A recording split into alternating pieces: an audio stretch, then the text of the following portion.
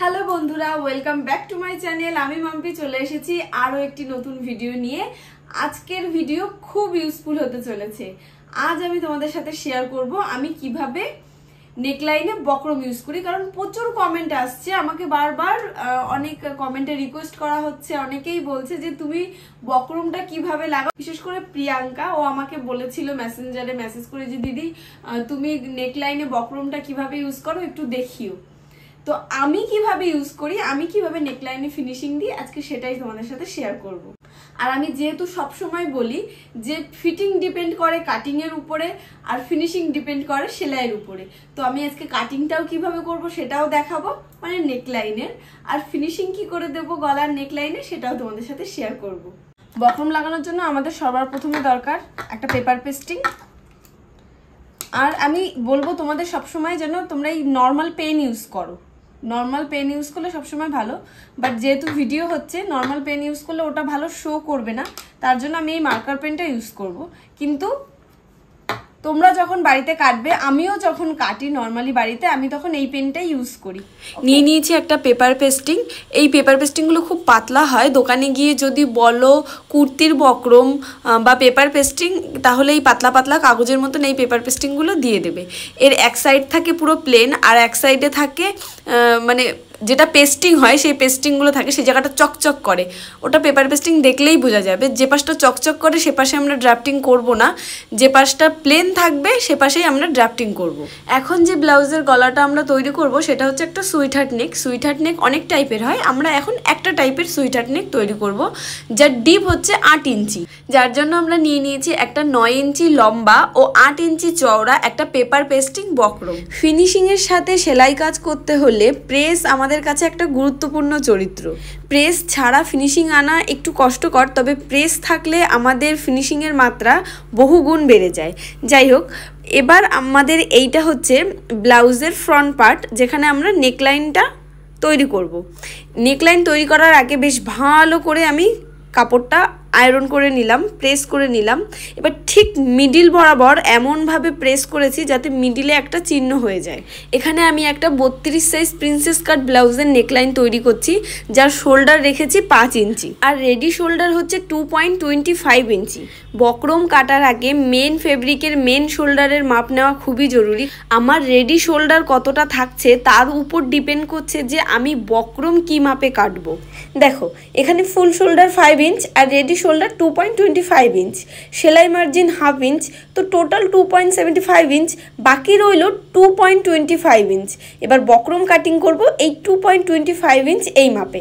বক্রম cutting করার সময় শোল্ডারে নিয়েছি 2.25 ইঞ্চ, আর নিচে মানে নিচটা একটু ছড়ানো হবে, তাই জন্য নিচে নিয়েছি 3.5 ইঞ্চ। নিচের দিক থেকে 2.5 ইঞ্চি উপরে একটা মার্ক করে কোনাকুনিভাবে একটা লাইন ড্র করে নেব, এবং সেই কোনাকুনি দাগটার মিডিলে একটা পয়েন্ট করে নেব। 1/2 ইঞ্চি উপরে একটা মার্ক করে তারপরে সুইট হার্ট নেকের সুন্দর করে হাত দিয়ে একটা শেপ দিয়ে নেব। ব্যাস তৈরি হয়ে গেল আমাদের sweet heart neck with perfect measurement. এভাবে নেকলাইন তৈরি করলে খুব ভালো ফিনিশিং আসে, গলা উঠে উঠে থাকে না, গায়ের সাথে লেগে থাকে। তোমরা যদি নিজেরা এইভাবে ট্রাই করো, নিজেরা করলেই বুঝতে পারবে যে কতটা ফিনিশিংয়ের সাথে এই ধরনের নেকলাইনগুলো তৈরি হয়। মেন লাইন থেকে 1 ইঞ্চি করে রেখে আমি পেপারটা সুন্দর করে কেটে নিলাম। এই দিকে নেকলাইনটা যেভাবে আঁকা রয়েছে ঠিক অপর দিকেও আমি একইভাবে নেকলাইনটা এঁকে নেব। এখানে আমি লাইলিংয়ের উপরে পেপার পেস্টিং করিনি, কারণ মেন ফেব্রিকটা ছিল খুবই পাতলা, তাই জন্য আমি আলাদা একটা কাপড়ে পেপার পেস্টিং করেছি। এবার হলো তোমার ভালোবাসার পরীক্ষা। তোমার কাছে যতটা ভালোবাসা আছে সবটা দিয়ে তোমাকে এবার আয়রন করতে হবে। এতটা ভালোবাসা দিয়ে আয়রন করো যেন মেন ফেব্রিককে ছেড়ে কখনো পেপার পেস্টিং না যায়। আমার সবটা ভালোবাসা দিয়ে আমি পেস্টিং করে ফেলেছি। এবার সাইডে 1/2 ইঞ্চি বা 1.25 ইঞ্চি কাপড় রেখে আমরা বাকি কাপড়টা কেটে ফেলে দেবো, মানে একটা শেপ দিয়ে নেব। তারপর বক্রমের কিনারা ধরে ধরে কাপড়টা বক্রমের উপর ফোল্ড করে একটা কাঁচা সেলাই দিয়ে নেব। এটা পাকা সেলাই না, একটা কাঁচা সেলাই দিয়ে নেব। সেলাইয়ের পরে যে এক্সট্রা কাপড়গুলো থাকবে সেগুলো সুন্দর করে ছেটে ফেলে দেবো। রেডি হয়ে গেছে আমাদের নেকলাইনের বক্রম। এবার মেন ফেব্রিকের ঠিক মিডিলে বসিয়ে একদম ভালো করে বুঝে বুঝে বসাতে হবে, যেন ঠিক মিডিলেই পড়ে। সেফটির জন্য আমি দুটো পিন ফুটিয়ে নিলাম যাতে এদিক ওদিক সরে না যায়। তারপরে এই যে ড্র করেছি যে লাইনগুলো, ঠিক এই লাইনের উপর দিয়েই আস্তে আস্তে আস্তে আস্তে আমি এখানে স্পিড অনেক বাড়িয়ে দিয়েছি ভিডিওর, তাই অনেক মনে হচ্ছে দৌড়ে দৌড়ে যাচ্ছে। খুবই আস্তে যত্ন সহকারে ভালোবেসে সেলাইটা দিতে হবে। তারপর কর্নারগুলোতে আর এই সাইডে ছোট ছোট ছোট ছোট কাট দিয়ে দেব, যাতে নেকলাইনে কোনো রকম কোনো রিঙ্কেল না আসে।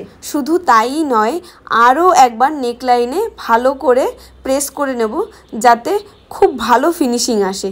ওই যে বললাম খুবই গুরুত্বপূর্ণ চরিত্র। আমাদের নেকলাইন অলমোস্ট রেডি, এখন শুধু ডেকোরেশন বাকি। এখানে দেখে কি মনে হচ্ছে গলাটা খুব চাপা হয়ে গেছে, ছোট ছোট হয়ে গেছে? না, এক্ষুনি সবটা ক্লিয়ার হয়ে যাবে। যখনই আমরা প্রিন্স পার্টগুলো জয়েন করব, তখনই না গলাটা আর ওইরকম চাপা বা ছোট থাকবে না। যখনই খাপ তৈরি হয়ে যাবে, যখনই পাপ তৈরি হয়ে যাবে, তখনই আর গলা ওরকম চাপা থাকবে না। এখানে তোমরা দেখতেই পাচ্ছ গলা কতটা ছড়িয়ে গেছে, তখনই ছড়ানো ডিপ গলা তৈরি হয়ে গেছে। কেউ বলবে এটা 5 ইঞ্চি শোল্ডার। এখানে নেক ডেকোরেশনের জন্য নিয়েছি একটা সাদা লেস। লালের উপর সাদা অসম্ভব সুন্দর, খুবই সুন্দর একটা লুক তৈরি করে। সামনেই জামাই ষষ্ঠী, জামাই ষষ্ঠীর জন্য এরকম একটা লাল সাদা ব্লাউজ পারফেক্ট নয় কি? আচ্ছা, এই ধরনের ভিডিও হয়তো আমি ফার্স্ট টাইম বানালাম। আমি জানি না তোমাদের কতটা বোঝাতে পারলাম, বা আদৌ আমি কিছু বোঝাতে পেরেছি কিনা আমি নিজেও বুঝতে পারছি না। কিন্তু তোমাদের কমেন্টের উপর অনেকটা ডিপেন্ড করছে। আদৌ তোমরা কিছু বুঝতে পারলে বা পেরেছো আমাকে কমেন্টে অবশ্যই জানাবে। আমি খুব রিকোয়েস্ট করছি, আদৌ কি কিছু বুঝতে পারলে, আর বুঝতে না পারলে আমাকে অবশ্যই বলবে যে কোন জায়গাটা বুঝতে পারোনি। আর এর থেকেও যদি কোনো সহজ উপায় থাকে, এর থেকেও যদি কোনো ভালো উপায় থাকে, তোমরাও আমাকে অবশ্যই জানাবে তোমাদের কাছে যদি থাকে। দেখতেই পাচ্ছ কত সুন্দর লাগছে, আমি নিজেই ব্লাউজটার প্রেমে পড়ে যাচ্ছি। এই ধরনের লাল সাদা ব্লাউজের প্রেমে পড়াটাই স্বাভাবিক। আমার কাজে বা ভিডিওতে যদি কোনো রকম কোনো ভুল বা ত্রুটি থেকে থাকে, সেটা আমাকে অবশ্যই জানাবে তোমরা।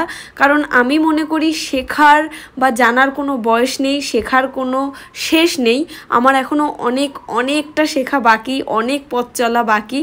সেটা তোমাদের সাহায্য ছাড়া কোনোভাবেই সম্ভব না। ফাইনালি ব্লাউজের নেকলাইন তোমাদের কেমন লাগলো কমেন্টে অবশ্যই জানাবে। দেখা হচ্ছে পরের ভিডিওতে। আজকের মতো এখানেই টাটা, বাই বাই।